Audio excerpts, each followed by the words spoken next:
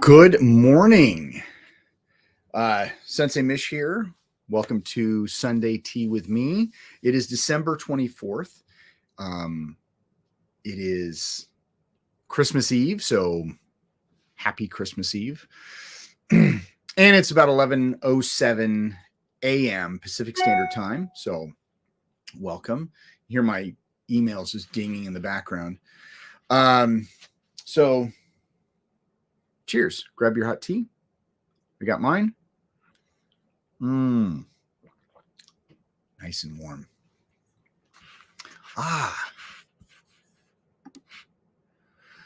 Good morning, Rob, or good afternoon, I should say. How are you? Merry Christmas to you. Oh, and Festivus was yesterday, so happy Festivus to everybody. It's so funny because in class yesterday, it was the last class of the year for me. I am still doing a Rory Miller lab on the 30th. So we are still doing a lab on Saturday the 30th. But as for actual teaching classes, Saturday was the last day of classes. And of course, it was Festivus. So I was wishing everybody a happy Festivus. And of course, the kids, they don't know. But the parents, they thought it was awesome. So at least, somebody understands the joke. I saw a TikTok and I shared it with a couple friends. It was a CNN clip. Not that I watch CNN. It popped up on TikTok. Apparently there is somebody who wrote a book called something like Christmas in the Movies. And they have a whole chapter dedicated to Die Hard. So since it has been published it's been published in a book, guys out, doing interviews, promoting the book, Die Hard is officially a Christmas movie. Now it's kind of funny because the guy was actually saying that people, like, there's some people that identify Christmas movies one way, and then there's like everybody else like us. But he said one of the reasons that he says, that he identifies Die Hard as a Christmas movie, and this is, I haven't heard this specifically, but it totally makes a lot of sense, is that most Christmas movies are about a dysfunctional family that basically reunites or they heal over Christmas. And well, what happens in Die Hard? You have Holly Gennaro, McClane, you have Holly and John. They are estranged, husband and wife living on separate coasts. And John comes to spend time with his kids and his wife. And even though they're having this bickering of, she has this job and she isn't identifying with his last name, they still rekindle that relationship that they had as over Christmas. So there you go. Totally cool. Not just that, other things where, like, Christmas music is playing, like in the first 10 minutes, everybody is saying Merry Christmas to people, but the overall story fits.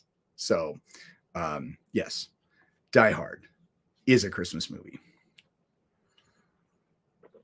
My wife still disagrees, but wives can be wrong. Yes, you can quote me on that. So let's see. That's really the most exciting thing that I have to share. Now, one of the things. Now, I was shared a clip of a song last week, and yes, Die Hard is 100% a Christmas movie. There we go, preaching to the choir. So a friend of mine, in fact, it was Rob who shared this clip of this song. I don't even know, my My phone is actually upstairs, so I can't even look it up. But it's by a gentleman named Dax, and it is called "To Be a Man," I think. Anyway, it was just this little clip, this 30-second TikTok, and Darius, I can't remember his name, the dude from Hootie and the Blows, the black guy from Hootie and the Blowfish. Anyway, so he's in it, and they're like, the language, very powerful, very powerful. So I was compelled to look up and find the actual like full. Yeah, there we go. It's by Dax. It's "To Be a Man." I found the song to be extremely powerful.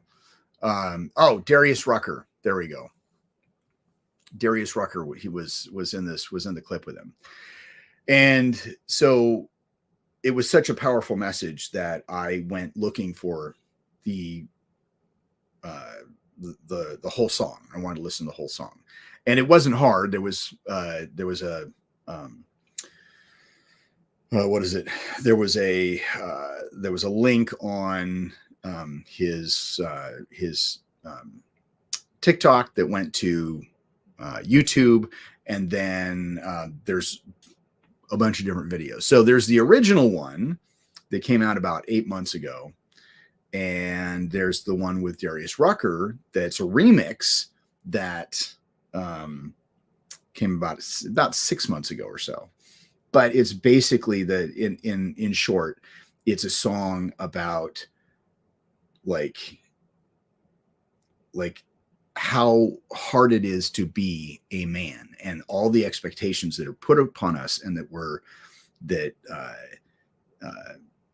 not allowed to show emotion. We go to work, and we strive hard, and we do the best that we can for our family, and that it's really hard to talk about what it is to be, this experience, and that we're not encouraged to speak about it. I mean, sometimes we are, but anyway, it was very powerful.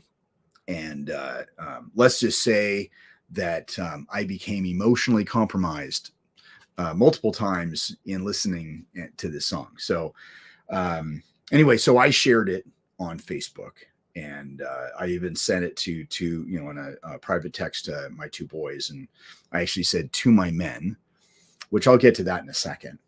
But anyway, so I posted something. I said, this is this is for my friends who are men, and I didn't tag anybody. I just posted it, and I think there was a couple comments, and I know I'm not some mainstream influencer with thousands and thousands of followers, but and I just put it out there for people to enjoy. I don't know how many people watched it. I don't know how, but it doesn't seem like it got out there a little bit. And it's probably because it was Facebook. I was promoting on Facebook a YouTube link. So organically, it probably didn't get that far. So, but if you want to listen to the song, go on to my profile. I don't post a lot, so just scroll down, and that's probably also why I don't post a lot. And it's there. Actually, I have the original song, and then I also have video song, and then I have the remix as well, so you can listen to both. I actually prefer the remix. Actually, it's really a toss-up, but I do like the remix over the original. But both of them are it's just amazing. Rob says, I highly recommend the song. Yes, Prepare to Cry. It hits in ways we don't even realize. Things we do and feel that often are not spoken about. Yeah, I mean, it's excellent description. So, but yeah, so there you go. So please, when you have a chance, go watch it. Yeah, it's very, very powerful. On a second note, I have mixed feelings about oh God, what's his name? I can't even think of his name now. He has a new He has a new comedy special on Netflix, and I can't think of his name, but he used to host The Daily Show. South African gentleman, comedian. He is funny. Also not just for men, but the women in our lives, to have a better understanding of what we struggle with. There you go. Trevor Noah. Yes. So Trevor Noah. Thank you.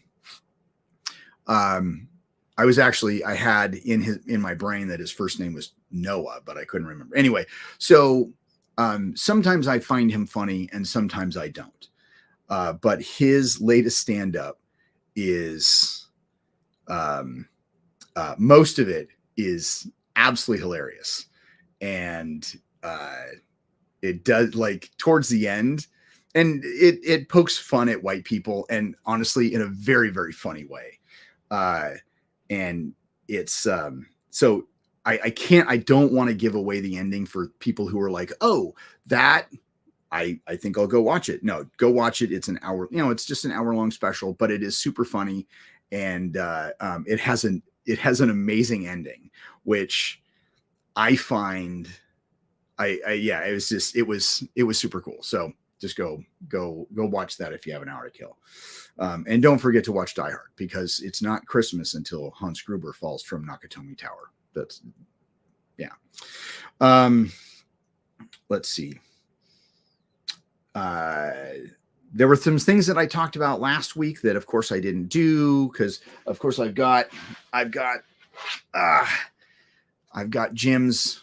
I've got some of Jim's DVDs. They will be going up on the website for sale, but it has not made it there yet. I've been extremely busy, actually falling behind busy, but it is what it is.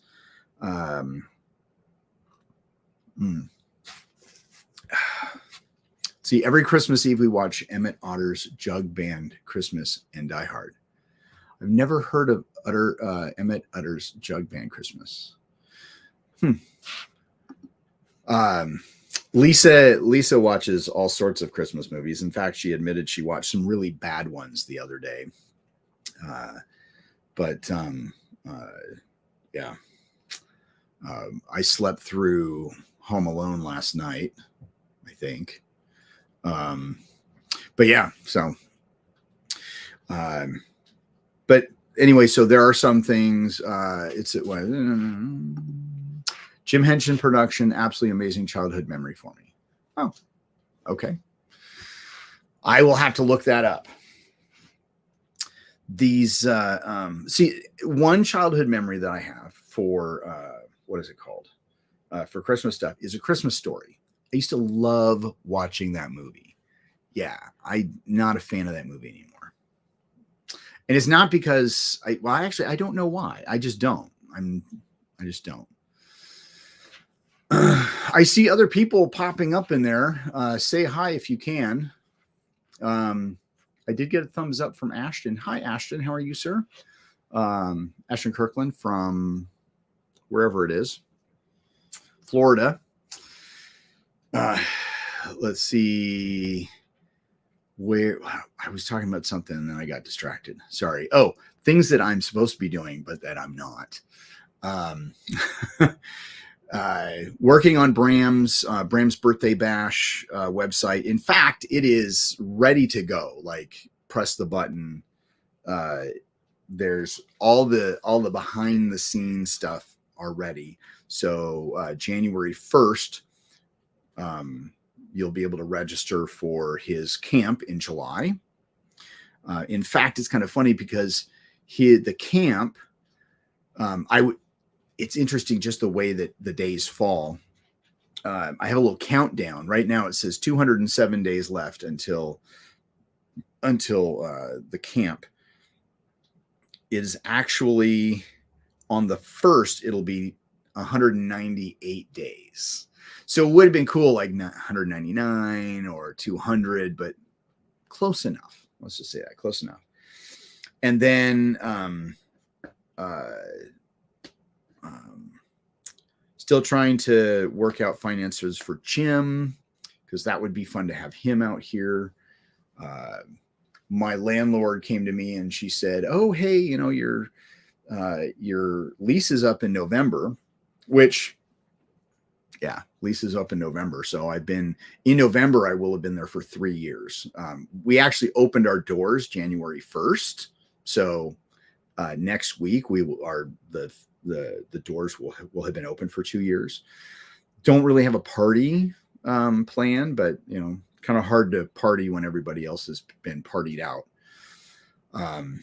So we'll figure out, maybe it'll be like a half birthday, or maybe I can do because I plan to stay. I don't plan to go anywhere. But I don't know her financial, like how the rent will change, because when I signed my lease, it was a different landlord. And so this is, you know, even though she's awesome, she's going off of the old contract. I do know that there's other people who have signed on, like what is it? The hair place, the barbershop at the end, they signed a 10-year contract. I was thinking about doing like a 5-year, like doing a 5-year contract with an option of another 5 years at a 10-year rate. So, but I don't know. We'll see how all that works out. That's in my head. So maybe I'll do a we're staying party. Like, we've signed a new contract and we're here to stay type of party. That might be an appropriate party. So that's going on. One thing I am changing, and I can't remember if I talked about this last week. One of the things I am changing is I am no longer going to be doing a online modular class on Friday. Right now, it's kind of just dead. So what I'm going to do is I'm going to make the classes on Mondays and Wednesdays. And as of May, it will change to Tuesdays and Thursdays. Those classes you will be able to virtually Zoom into. So that will be an option, and you can either do 1 day or 2 days. The online version will be kind of the same as kind of before. Is, you know, if it's you, grab a partner and it'll be the same rate. So you're like 1 day a week, it'll be $109, and then, you know, you can train with a partner virtually. If you want to have the option of coming to class live, then you can show up to class. And then of course that would go the same day, you know, same 2 days. So my modular class is potentially, you know, slowly growing. I've got 3 active students right now. I will have another friend of mine longtime martial arts friend. He'll be joining us in January, and he will actually be training to become an instructor. So we'll have that down. And then I have another regular Kempo student who's interested in knife. And so the talk has been potentially her just moving from Kempo into modular, or moving from or doing both, which I already have a student that does both. So that doesn't change. Let's see. Decline. Let me Mark Klein is calling me. I sent him a text the other day. What picture did he send me? Oh, Irene. Okay. He sent me this picture of him in a hoodie that says, I'm right now, I'm looking at this picture. Let's see, can I share this picture? Okay. Is it there? Where? Okay. Let's see. Can I share screen? Oh, seriously? Oh, I just got to do that. Quit. Oh, later. Well, damn. Well, I can't share the screen because I didn't set it up initially. I had to start from scratch a while back, so I updated to a new version. You know, the latest operating system that Apple put out, and my copy of QuickBooks does not like the new operating system, so I had to go backwards, and basically I had to start from scratch, because even doing Time Machine and reinstalling the operating system and updating everything with Time Machine, that didn't work very well. So I had to like wipe everything clean, put in, freshly install a new operating system, and then freshly freshly do everything else. And here, actually, hold on, let me let's see. I am live streaming right now. Call you in a bit. So anyway, so I've had to reinstall everything, and then of course, like things like this, where I have to give permission to share my like window or whatever that I didn't do. That of course you have to stop the program and redo the program. So yeah. So anyway, Mark sent me this picture. It has him. It's a hoodie that says, wrong button. It's a hoodie that says DF, and then it's got 4 hearts and then WM. And so I'm like, I responded back, don't fuck with me. Like, is that, and then he sent a picture of Irene wearing a different color hoodie with the same thing, DF with 3 hearts, WM. So anyway, so it is what it is. Let's see. Rob says, tell Mark I said hi. When you talk to him, my student Albert just started the intermediate portion of his online course, and we have been filming weekly for it. Oh, they're very cool. Very cool. And then Young, Merry Christmas, sir. So I will. Yeah, I will. When I talk to Mark, I will pass that message on. So, and when it comes to filming, it's kind of funny. Who was I talking to? I was talking to somebody. I had been streaming last week, and I'd said I hadn't done anything for Kyushu Corner. I hadn't filmed anything. My brain just hasn't been there. Oh yeah, and the other complication in that is that the people next door who are moving in, who should have moved in months ago, but they've probably been waiting on permits for the city. They have just started construction, so like I can't record. It's every time I'm there, they're there making a ton of noise. So, and then I've actually been like, they were using a jackhammer and one night, and so I was leaving the school, and the guy was putting stuff in the back of his car, and I was like, I said, did you find gold? Just jackhammering the stuff. And he goes, I don't know English. Okay, well, that's the only guy that I've seen over there. So like if he doesn't want to talk to me, or if he actually doesn't speak English, then I won't know when, because I was going to be like, hey, what is your schedule? So I can schedule something to film when it's quiet, but it's not going to happen. So I have to wait. And then let's see. What was I going to say something. But anyway, so I was talking about that, and then somebody called me like right after I turned it off, and I think it was John Ralston called me. Oh, I got to do that for John too. Completely forgot to send him that stuff. So, because he asked me to send him some Bram stuff. So he's like, oh, how's the world of Q Show Corner? And I'm like, well, actually, I haven't filmed shit.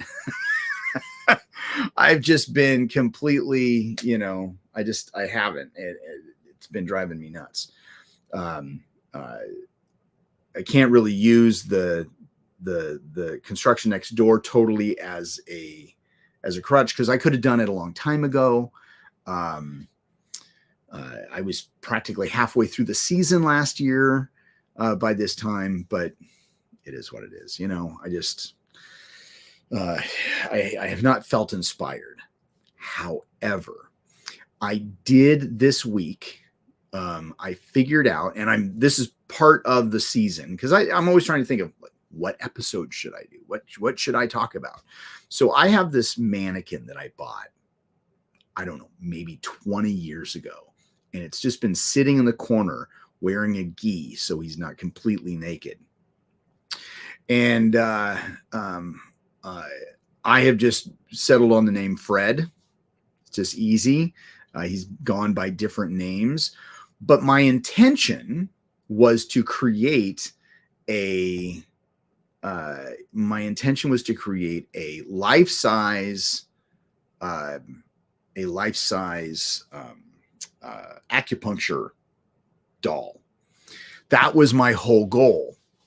And I've had it for 20 years. That's how far I've gotten on this project. I bought the thing, and all I do is dust it. It just sits in there in the corner. So anyway, so I made the decision. This is something I'm going to work on, and I have I'm going to use pinstriping that you do for cars. I actually found some, and I don't know how sticky it is.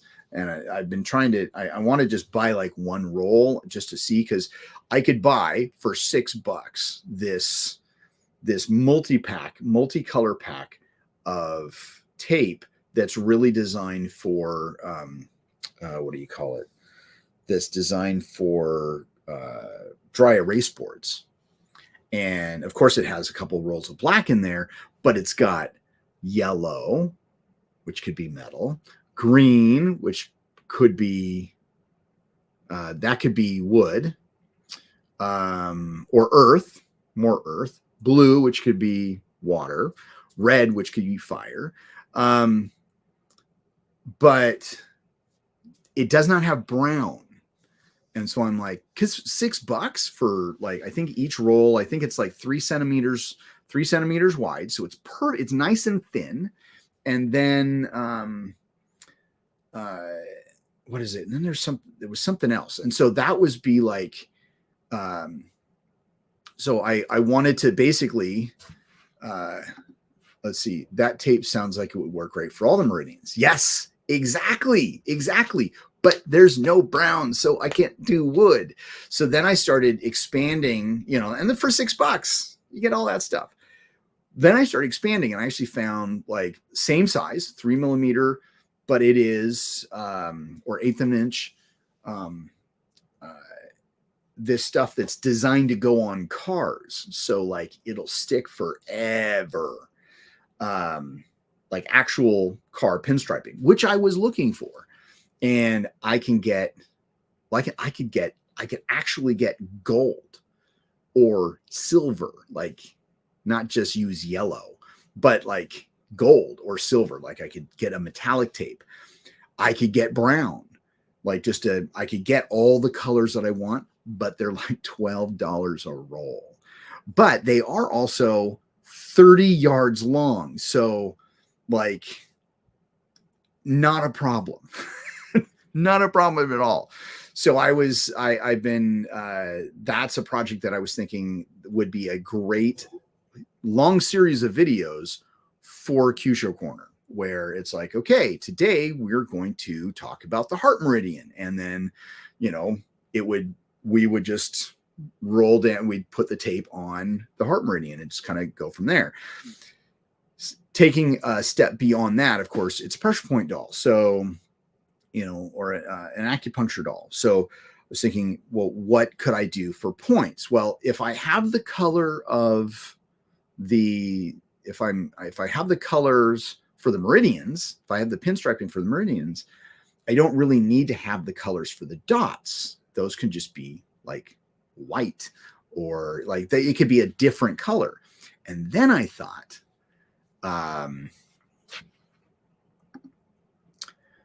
so masking tape, it would come off too easy. I want this stuff to stick, because it's not just going to be me touching this. It could be other people touching this. And I want it to, like, I want this to be like a forever thing.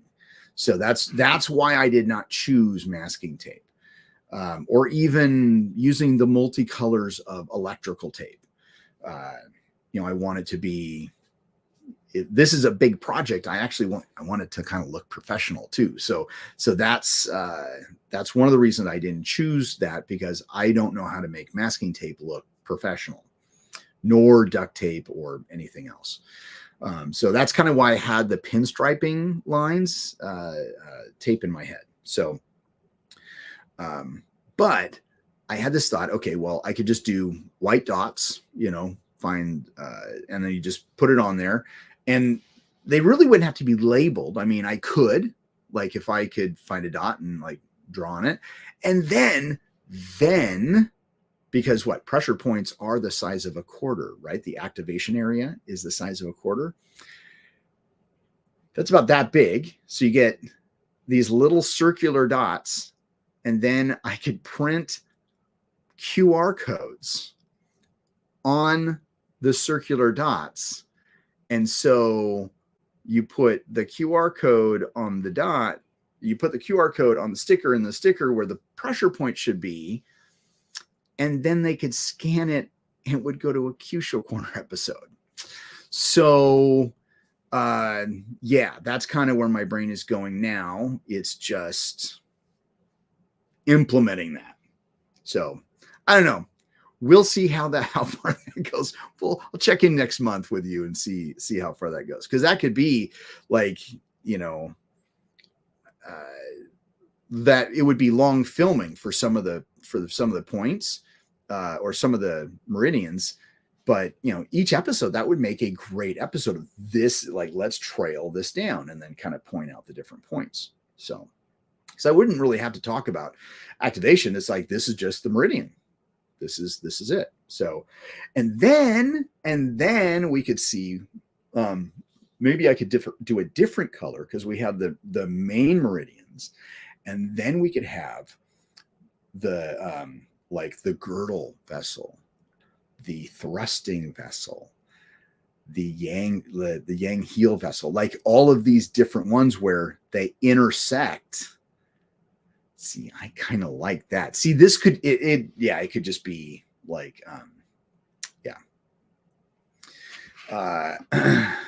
sounds like after the initial build, this might be worth building and selling. That's a lot of work, though. It's a lot of work. What I might do is I could,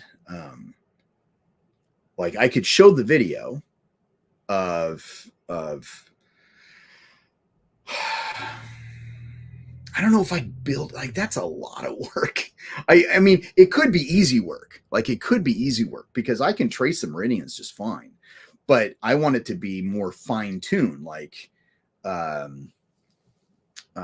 yeah. So I don't know. I don't know. Yeah. A lot of money then.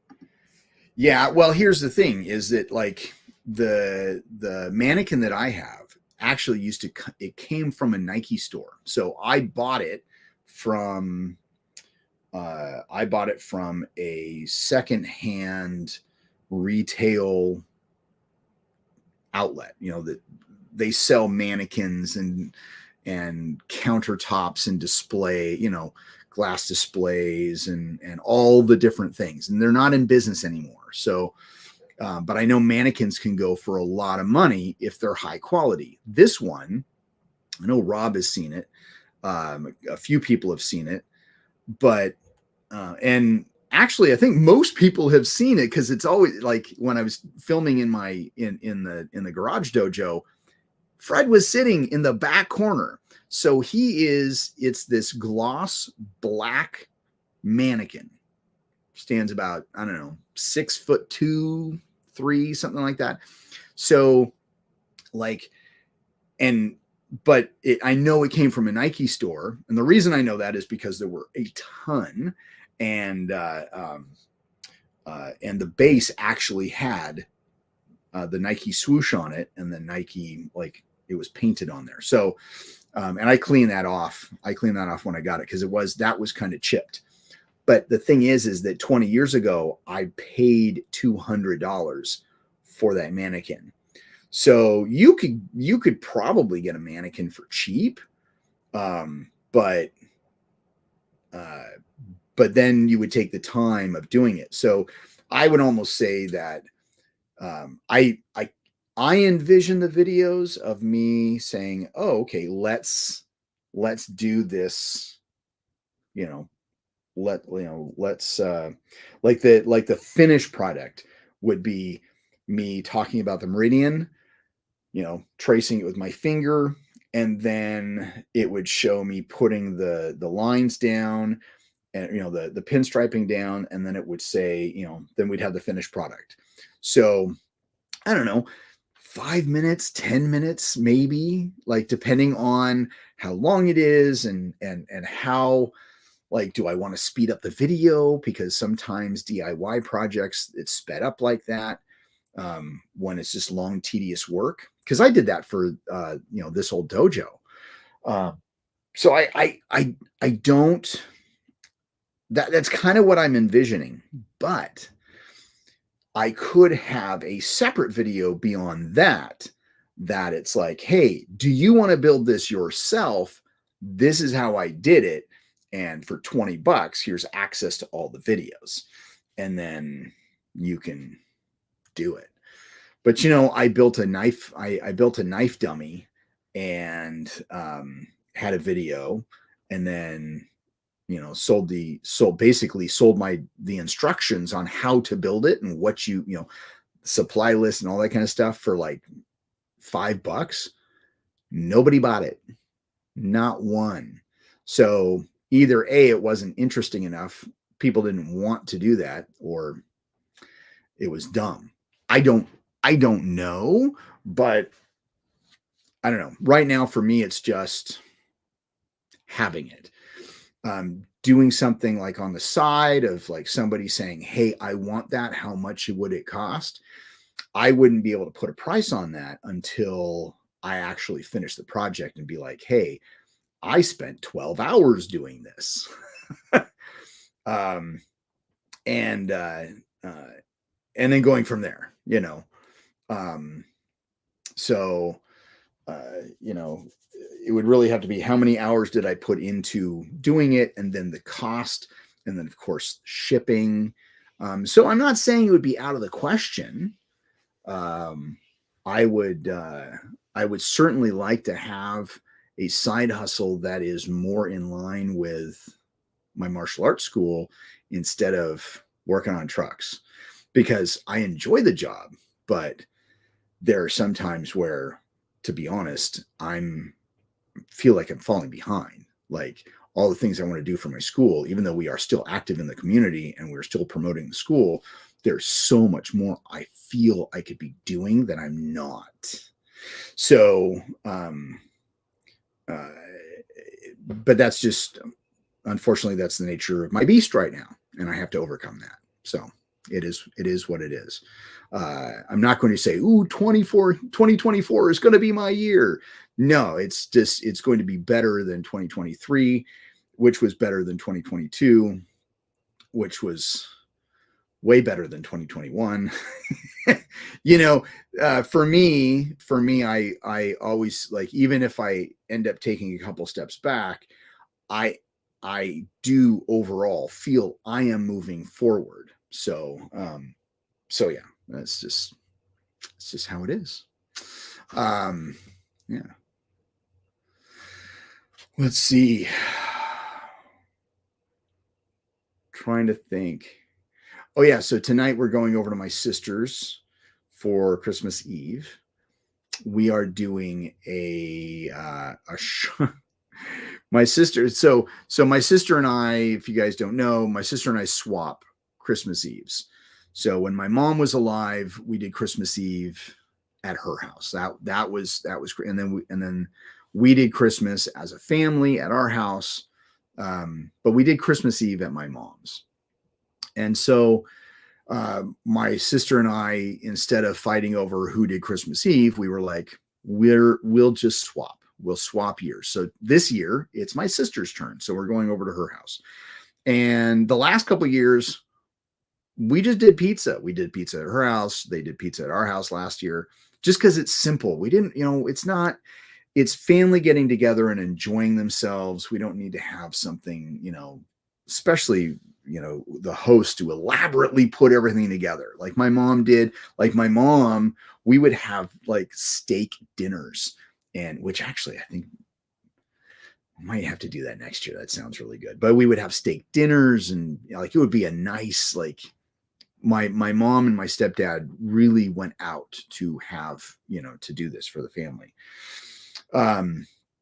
This year my sister was like, oh, I was on TikTok, or I was on Pinterest, or she saw, my sister's not on social media, but she saw somewhere this video of this person having a party, and everybody brought their own charcuterie board. So that's what we're doing. So my daughter is doing a charcuterie board of cookies, like different cookies. We're doing, I have this dip that I make, and I don't know, I've been making it for years. I can't remember where I got the recipe, but it's killer. Everybody loves it. And so generally I just have just corn chips and this. So our charcuterie board is the dip with like 4 or maybe 5 different types of chips. So that's our board. And then my daughter-in-law, I think she's doing like bagel and cream cheese. And so there's going to be a couple different types of bagels and a couple different types of cream cheese. Now, funny, I am talking about this at work, or at the shop, which is work. And one of the guys there, he's like, I actually live in wine country. And so there's actually, did you know that there's actually a standard for charcuterie boards? Just, cheese, meat, and chips, and crackers. Did you know that there's a standard? I did not know there was a standard. So the standard is, we have, what is it? You have 3 different types of meats, 3 different types of cheeses, and 3 different types of cookies or crackers. Sorry. And then you have an option as kind of like a side of like small fruit or nuts, or a combination. Did not know that. Bet you probably didn't know that either. And if you did, you're one up on me, because I don't know. Guess you learn something new every day. Let's see. Rob had posted. Let's see. The goal for every year is to be better, even just a little bit, than the last. Yeah. That's how we progress. We just, we slowly get better. Now, I think, let's see. I do have some books. I have a list of books or a small list of books that I'm working on. Don't know where, when, how, Like I have one that I really want to do, but like the spark, it just isn't there to be like, oh, I want to do this because my spark is over here working on something, and I'm not ready to announce it to the world. If you are an active modular student of mine, you know, or you will know if you become a student. You just can't talk about it. So, but it is. I've got two things, actually, kind of three things I'm working on, and they will be announced at Bram's birthday. So, so I'm working on all of those. Now, one thing I will say, one of them is a modular lightsaber course, or basically solidifying. If you want to teach modular lightsaber, or you call something modular lightsaber, this is what it is, and this is going to be the official. I have. We are not, of course, lightsaber as one word is copywritten or it's registered. It's a registered trademark. Disney, Lucasfilm owns it. And that's fine because I'm just going to do LITE space saber. So it's modular light saber. Can't get me for that. At least not that I know of. I've done a little bit of research. What I found is I'm okay with that. So anyway, modular lightsaber. It's going to be a simple course, but that is something that I'm actively writing out. I'm planning videos for that because it's better shot on video, or it's better on video. But of course, whenever I shoot video, I'm prepared to take stills out. So it could end up in book form. I don't know, but I think that would be kind of cool. Let's see. First rule of modular books is don't talk about modular books. Second rule of modular books is once it's official, don't stop talking about modular. Yes. Yeah, I like it. Don't talk about it. And then once it's official, you talk all about it. Yeah. So, so that is one of the things. And I guess I could say one of the other things is that Bram and I, we are going, and he says he has it somewhere. I don't know where it is because I don't have it, but defined. Basically, we're slowly putting down rules and really defining as instructors what we expect at the level that you're at. And not that there are, I mean, I guess you could say curriculum, but no, because when you come to an instructor course, you come and you learn whatever. But if you say that I'm an instructor or I'm an advanced instructor, we have expectations for that. It's not just that you've come back year after year to be like, oh, I'm paying for my instructorship again. Oh, I'm paying for my instructorship again. No, this isn't just a pay for your belt type thing. This is, if you're an advanced instructor, this is what we expect you to know and understand. Simple as that. There hasn't been that for a long time. So, so I'm really trying to put that down because a lot of people ask, it's like, oh, well, what do I need to do for basic instructor? What do I need to do? I've been in an instructor level 1 for a long time. What do I need? I'm like, well, I don't know. That's the best answer I can give you.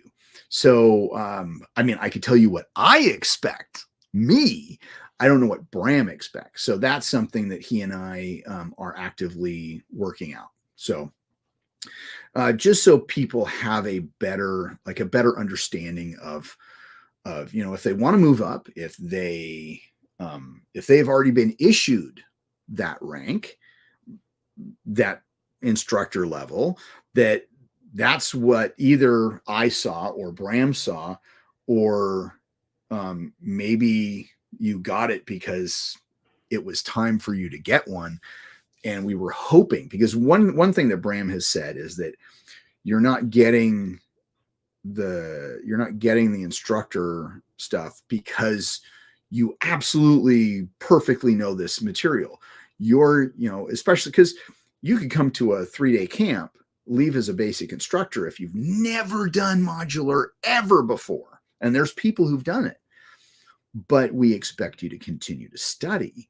We, as an instructor, we expect you to teach. So like, even on a basic level, even if you are only teaching 1-4-12 or only teaching 1-2-2, and all of that, and then on your own attempting to explore the other modules, because in instructor camp, like, you're getting 5-2-4 and 3-2-2, you're getting all of that, but how are you applying it?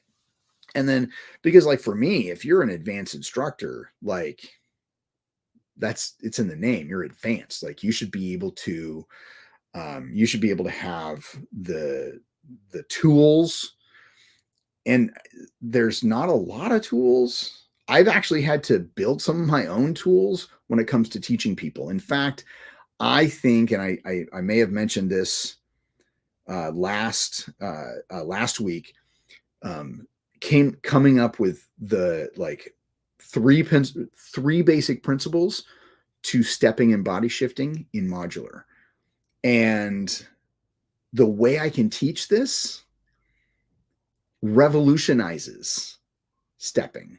Like, I've had problems getting people to step and body shift forever, but with this, I believe, and it's just simple as moonwalking back, your heel is up, and then swapping heels. So one heel goes down, the other heel goes up, and you rotate. That's as simple as that. And of course, there's other rules that kind of fall into there, but that basic principle. And then I tested it with all the different modules, and it works in every module, in every drill. So like, I think, and even for one of my students who is having that problem, he's not having that problem anymore. So, and so I had to create this drill to help. So as a advanced instructor, you should either be like, okay, does a drill exist that helps me solve this problem? And then reach out there and ask. Or if there isn't, come up with one. I don't know, because I pass everything I do through Bram. Like, hey, this is what I came up with. What do you think? Like, this thing I can't talk about, or actually I won't talk about. I sat down with him for an hour, and like, he absolutely loves it. Absolutely loves it. And but he's like, well, he says, I would modify this and change this and add this. Okay. Like, great. Because I think it'll in the end, it'll make us better. But yeah, as an advanced instructor, as a senior instructor, and there's only a few senior instructors. In fact, as you get up the line, there's less and less leveled instructors.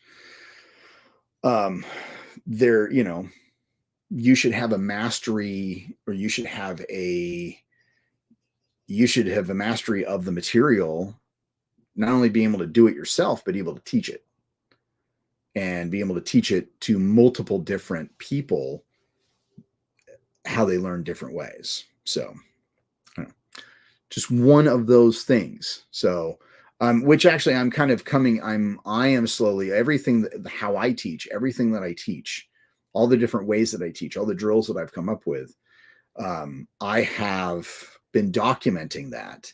And that is actually I'm putting together like an advanced modular book. So say 1-4-12. How do you teach 1-4-12? This is how Bram teaches 1-4-12. And you can teach 1-4-12 this way. This is how I teach 1-4-12, which is similar but different. Oh, and then here are the different drills that I teach within 1-4-12, so we can really focus on the footwork and the striking and this and that. So so it'd be like, okay, well, you're teaching 1-4-12. Okay, well, here's 3 different drills that I do when teaching 1-4-12. Okay. When I'm teaching 1-2-2, these are different drills that I'm, like, this is how I'm teaching. This is how I teach.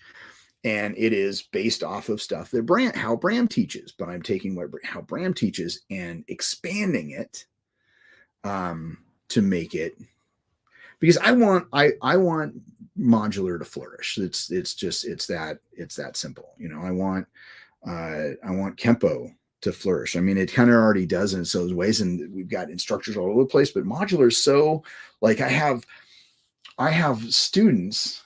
I've had students over the years like, this is so great. Why isn't everybody doing this? I don't know. I can't answer that. Just like martial arts, less than 1% of and I honestly, I'm just spouting this thing because I got this statistic from Brandon Beliso. I'm not sure where he got it, but as like, he's been in the industry longer as a business, as a business person, and he does a lot more research. But according to him, there's about 1% of kids or people take martial arts. 1%. But when it comes to soccer and football and all these established sports, so many more kids do it. And even if it was just like, a kid came into martial arts, did it for a couple of years and left. There's kids that do that with soccer. They come in, do soccer and leave. They come in and do baseball and leave. And then there's the ones that they come in and then they stay because that's just who they are and everything like that. So, but when you have such a small percentage of the population doing that, like, we have an even less, like, that if you take